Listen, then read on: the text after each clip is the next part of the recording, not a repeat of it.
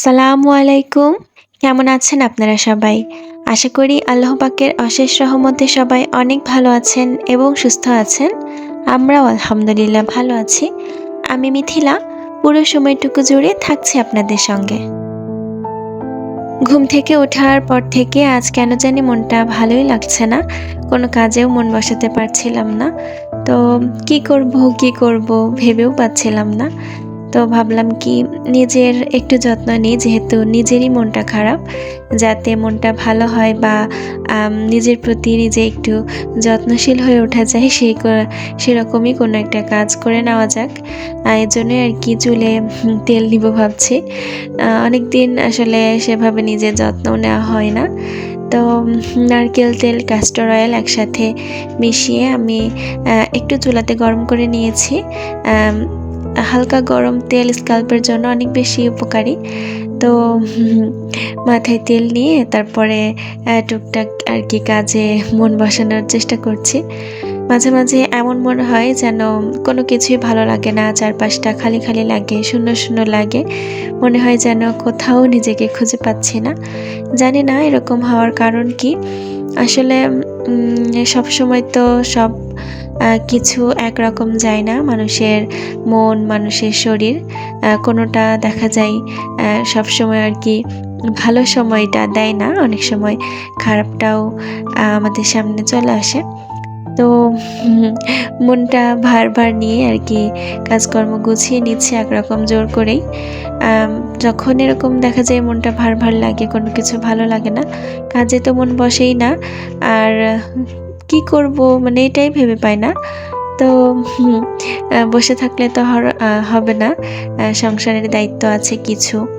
যদিও খুব বেশি পালন করতে পারি কিনা জানি না, তারপরও অল্প আধটু যতটুকু যা করার দরকার ততটুকু তো করতেই হবে। এখান থেকে তো কোনো ছুটি নেই। তো আর কি সব মিলিয়ে কাজকর্ম আর কি আস্তে আস্তে গুছিয়ে নিচ্ছি।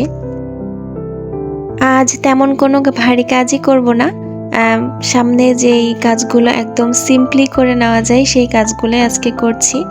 এমনিতেও ইদানিং অন্য একটা বিষয়ে আমার সময় দিতে গিয়ে দেখা যায় আমার আগের যেসব শখের কাজকর্মগুলো ছিল ওখান থেকেও অনেক বেশি দূরে সরে এসেছি। আমি তো সবসময়ই বলি যে আমার রান্নাবান্না করতে অনেক বেশি ভালো লাগে। তো যেহেতু অন্য একটা কাজের সাথে যুক্ত হয়েছি, তো ওখানে আমাকে বেশ লম্বা একটা সময় দেওয়া লাগে। তো তার জন্য দেখা যাচ্ছে আমার আগের যে রুটিন ছিল কাজকর্মের সারাদিনের, সেই রুটিনটা এখন অনেকটাই চেঞ্জ হয়ে গিয়েছে। এই জন্যও দেখা যাচ্ছে আমার মনটা অনেক সময় ভালো লাগছে না। আগে যেহেতু একরকম কাজের মধ্য দিয়ে যেতাম, এখন অন্যরকম একটা রুটিনের মধ্য দিয়ে অতিবাহিত হচ্ছি। তো সব মিলিয়ে দেখা যায় মনের উপর, শরীরের উপর, উভয়ের উপর একটা ইফেক্ট পড়ে। তো সেদিক থেকে ধরতে গেলেও দেখা যায় কি নিজেকে খুঁজে পাওয়া যায় না। তো যেটা বলছিলাম আর কি, হালকা পাতলা যা সামনে পাচ্ছি সেটাই আজকে করে নিচ্ছি। আর মাঝে একটু খাওয়া দাওয়া করে নিচ্ছি। অনেক বেশি গরম পড়েছে। গরমের কারণেও মানুষের মেজাজ, মন দুইটাই খিটখিটে হয়ে উঠছে। তো মনটা ঠান্ডা করতে হবে, তার জন্য ঠান্ডা ঠান্ডা তরমুজ কেটে নিয়ে এসেছি। আর দেখতে পাচ্ছেন অনেক কাপড় চোপড়ে জমে গিয়েছে। তো কাজ করার আগে সবসময় শরীরটাকে চাঙ্গা করে নেওয়াই আমার কাছে মনে হয় বুদ্ধিমানের কাজ। না হলে দেখা যায় কি খালি পেটে কাজ করতে গেলে আরও বেশি রাগ হয়, মনটা আরও বেশি খারাপ হয়। তো তরমুজ খেয়ে নিয়েছি ঠান্ডা ঠান্ডা, এই জন্য রিফ্রেশমেন্টের সাথে আর কি সব কাজই গুছিয়ে নিচ্ছি। অনেকদিন পর সানের স্কুলও খুলবে আগামীকাল। তো ওর স্কুলের ড্রেসটাও আমি ইস্ত্রি করে রাখছি এখন রাতে। দেখা যাবে সকালে আর সময় করে উঠতে পারবো না। এই জন্য আর কি রাতে যেগুলো কাজ আমার গুছিয়ে রাখা দরকার সব কিছুই টুকটাক করে গুছিয়ে রাখছি। শরীর বা মন যেটাই খারাপ থাকুক না কেন, দেখা যায় ছেলে মেয়ে বা আমার আশেপাশের মানুষগুলোর কথা চিন্তা করে ওগুলো অনেক সময় কাটিয়ে উঠতে হয়। বিশেষ করে ছেলে মেয়ের জন্য তো কোনোভাবেই মন খারাপ করে রাখা সম্ভব না। ওদেরকে হাসাতে হয়, ওদেরকে সময় দিতে হয়। নিজে যদি মন ভার করে রাখি দেখা যাবে ওদেরকে আর কি ভালো সময় দিতে পারবো না, ওদের উপরও সেই প্রভাবটা পড়বে। এজন্য ছেলেমেয়ের জন্য হলেও অন্তত নিজের মুখের হাসিটা বজায় রাখতেই হবে। কোনো বড় কিছু হয়নি, কিন্তু তারপরও মাঝে মধ্যে হয় না, দেখা যায় নিজেকে হারিয়ে ফেলি, কোনো তাল লয় খুঁজে পাওয়া যায় না। আমারও সেই অবস্থায় হয়েছে। তো যাই হোক, একদম শোবার আগে মেয়েকে নিয়ে বসেছি চুল বাঁধতে। ওর সাথে চুল বাঁধতে বসা মানে একটা যুদ্ধ বেঁধে যাওয়া। চুল তো বাঁধতেই চায় না, শখ করে আমি চুল রেখেছি। তো ওর পিছনে ঘুরে বেরিয়ে তারপরে ওকে চুল বেঁধে দিতে হয়।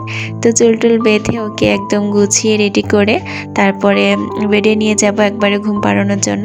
আর যেহেতু অনেক বেশি গরম পড়েছে, ছেলেমেয়ের দিকে বাড়তি যত্নটা একটু দিতেই হচ্ছে, না হলে ওদের শরীরটাও খারাপ হয়ে যাবে।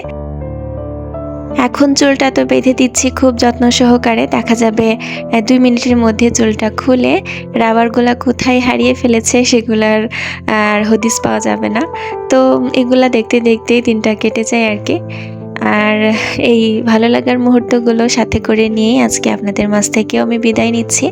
নতুন কোনো ভিডিও নিয়ে আবারও আপনাদের মাঝে হাজির হয়ে যাব।